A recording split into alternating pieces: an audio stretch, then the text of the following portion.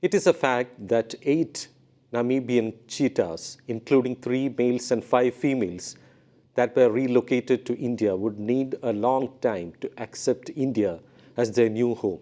According to the action plan for introduction of cheetah in India, envisaged by the Environment Ministry, the long-term success of the multi-crore project will depend on whether the feline species become an integral part of the ecosystem and maintain natural rates of survival, that is 70% for adults and 25 to 40% for cubs. After releasing 2 of the cheetahs in the special enclosure on Saturday, September 17th, Prime Minister Narendra Modi too called for patience. Today, I also want to make a request to all countrymen.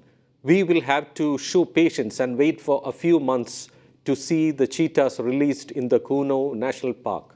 Today, these cheetahs have come as guests and are unaware of this territory. We have to give a few months' time to these cheetahs to enable them to make Kaumudy National Park their home.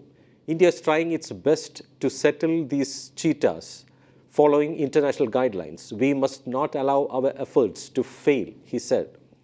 However, one of the biggest challenges is the threat that cheetahs face from the native population. The population includes stronger and more aggressive competing predator species such as leopards, striped hyenas, jackals, which are far higher in number and can outsmart cheetahs.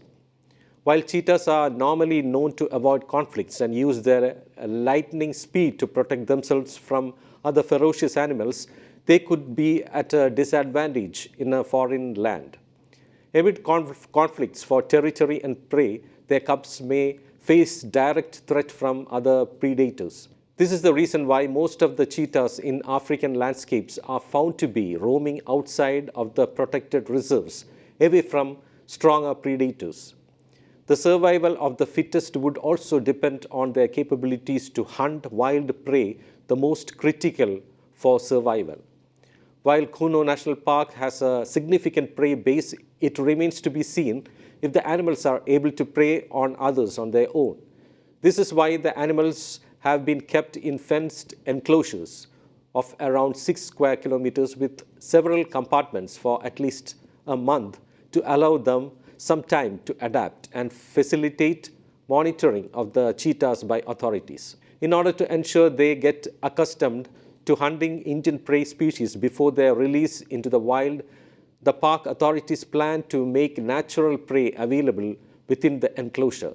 The cheetah is believed to be one of the oldest surviving big cats, but it is extremely vulnerable to ecological and environmental changes. By the way, high cub mortality seen among the natural cheetah population across countries is worrisome, considering it can go up to 50%. But if it exceeds 50%, post-reintroduction, immediate and appropriate management interventions will be necessary. Apart from natural mortality, there could be deaths due to injury or accidents or conflict with predators.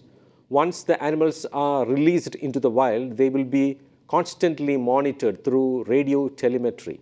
This will allow the authorities to actively manage any interventions in case cheetah venture into unfavorable habitats. Another important cause of concern is their immunity.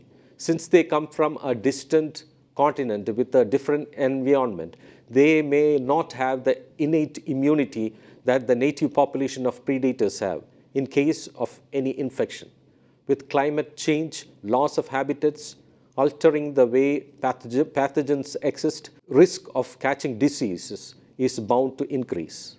I am KC Ashok signing off. You may please subscribe to our channel Kaumudy Global for interesting and informative stories.